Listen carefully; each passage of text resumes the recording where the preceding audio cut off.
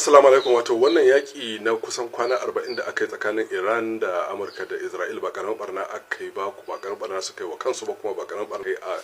wato Gabas Tsakiya ba, kamar yadda muka ce kafafen na yaƙi mun ce za a kare biri jini kuma mun ce za su illata juna, kuma abin da ya faru kenan, kuma za a illata Gabas ta Tsakiya za ta kama da wuta. Idan aka bibi duk bidiyon da duk na yi wannan abin, kuma wato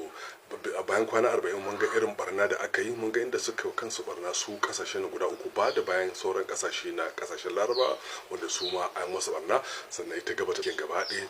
ita barnan da aka yi mata su ma ga irin ta nan, wanda yake duk mun riga mun yi wannan bayani. Wanda ke yanzu abin da ke faruwa shine yaki ya dawo, ko kuma an tsagaita wuta amma kuma ana kan yakin, duk da an dawo nan mashigin ruwa na Hormuz an jajja daga a inda kasar wato Amerika ta kafa shingaye a nan mashigin ruwa na Hormuz, sannan kuma ta je ta blocking, ta sa blockade, wato ta blocking, ta rurrufe wato port na kasar Iran, wanda ta hana jiragen Iran na dako su fita ko su shiga, wanda yake mun ga dawo ne. Mun ga kuma inda Iran ta dawo ta kuma rufe mashigin ruwa na Hormuz bayan ta bude,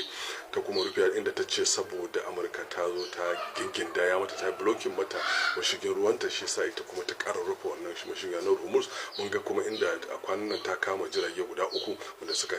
karye wato ka'ida da ta gindaya. Mun ga kuma inda ita kasar Amurka ta je ta kama jirgin Iran na dako na abin nan na kwana 2 da suka wuce. Mun ga kuma jiya mun ga ta kuma kama wani jirgi a wato teku na Indian Ocean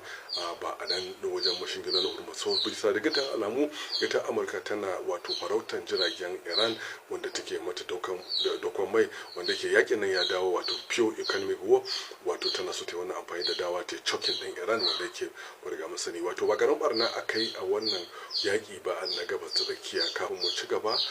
bari mu update.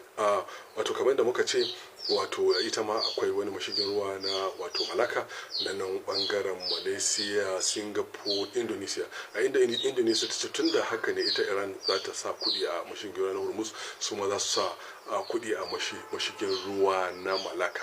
Mashigin ruwa na Malacca babba ne, shi ma yana accounting for wato kaso 40 na hada-hada. Wannan wurin China da India suke amfani da shi wajen shiga da yawancin man nasu, wanda ita Indonesia ta ce ya kamata su masu kagaba kudi, a inda ita wato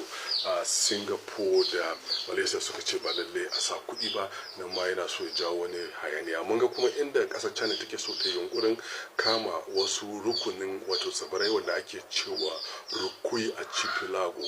Rukui Archipelago kalma ce ta turanci na geography wanda ake nufi wato rukunin wuraren tsibiri, inda ita China take so ta mamaya, wanda ke ita Philippines ta ce wurin nata ne, China take so ta mamaye ta saboda strategic interest. Kamar da nake yawan muku, wato strategic interest yawanci duk yakin duniya kan strategic interest ne. Ita kanta mashigin ruwa na Hormuz da Malacca, akwai kuma mashigin ruwa na Gibraltar wanda yake tsakanin Spain ne da Morocco, wanda su ma suna tunanin za su sa kuɗi, tunda Suez Canal da na Egypt da kuma Panama Canal ana karban kuɗi. Amma kar ku manta, su canal wuri ne wanda dan adam yayi, wanda ya kirkira ya construction ya buɗa, wato ƙasa ne inda aka buɗa aka haka aka fitar da hanyar ruwa, shine su Suez Canal da su Panama Canal ana cajin kuɗi da sauransu. Amma su Hormuz da Malacca, wato Strait of Hormuz da Malacca, wuri ne wanda Allah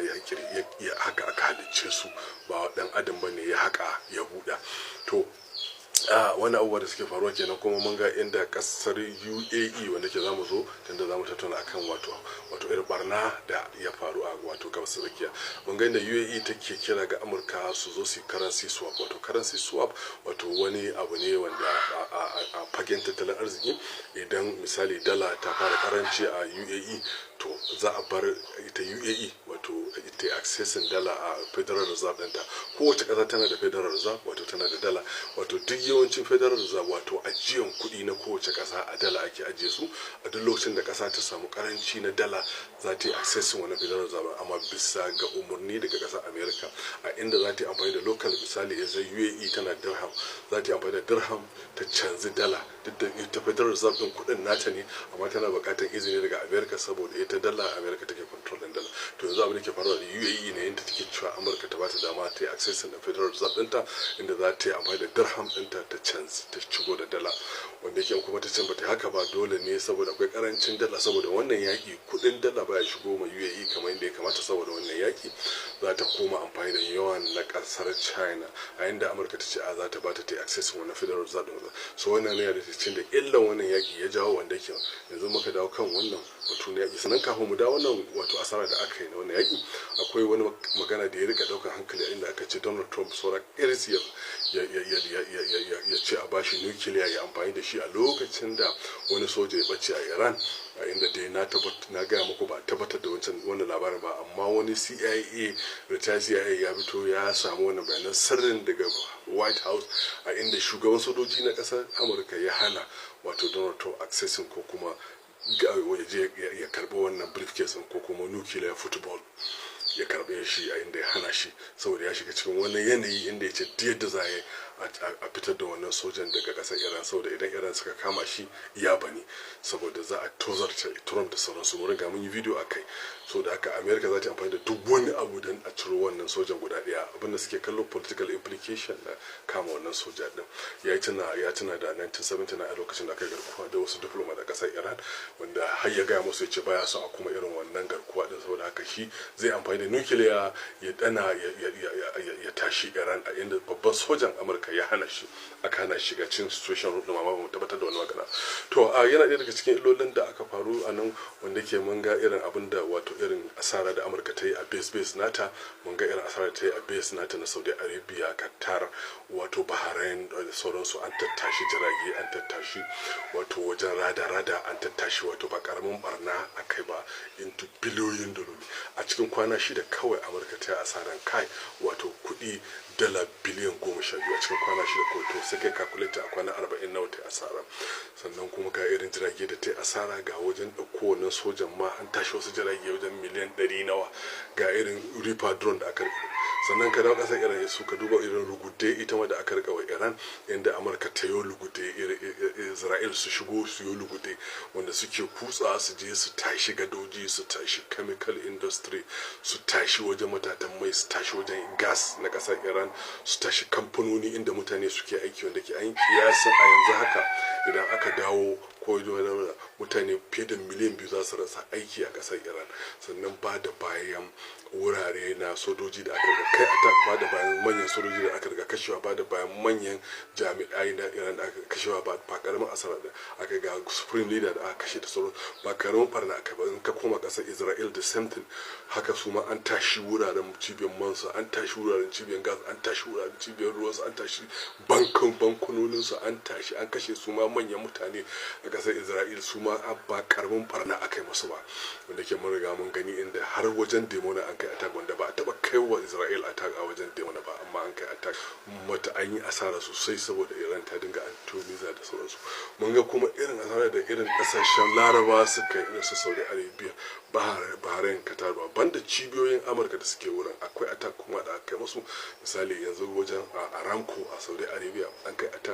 kai attack a cibiyoyin mai na Raslan na Qatar wanda ke na Qatar ne ba na America ba. An kai attack a airport, an kai attack a gaman barna akai ba wanda ke aka maka kiyasin barnan da aka yi a wani yaki na kwana 40 a Gabas Tsakiya za ka rike baki wanda ke masana ƙididdiga na asaran yaki sun ce ba taba yaki wanda aka yi asaran dukiya irin wannan yaki ba. Yakin duniya ɗaya na biyu da sauransu yaki ne da aka yi yawanci asaran rayuka aka yi wanda ke yakin zamani yanzu ba a cika magana akan rayuka ba. In kuka ga dudu wannan kwana 40 ba a kashe mutane kusa da 5,000 ba, amma a yakin duniya na farko an kashe mutane miliyan kusan 20, a yakin duniya na biyu an kashe mutane miliyan kusan 50. Rasha kadai ta yi asarar kusan mutane miliyan. A yakin duniya na biyu America ta yi asarar kusan miliyan 5 mutane. To wato yakin zamani an fi karkata a critical infrastructure wato tattalin arziki inda za a kai attack a mashigin ruwan abin a wajen cibiyar wanka, cibiyar gas, cibiyar ruwa, cibiyar chemical da masana'antun kawai wanda ke da wani ke wato ba karamin barna aka ba. Dukkan su guda uku kowa sani kare jiri bari jiri da ce za a yi din kenan. Kuma ga inda na ce muku Gabas ya za ta ci wuta, za ta kama da kwata ta ci wuta. Mun ga inda sauran kasashe hatta dala ta zama affected da wannan yanki saboda ba hada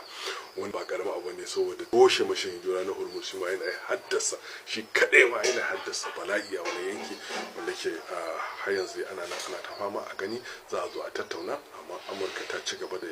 gindaya wannan shingunan na shi hana wannan tattauna.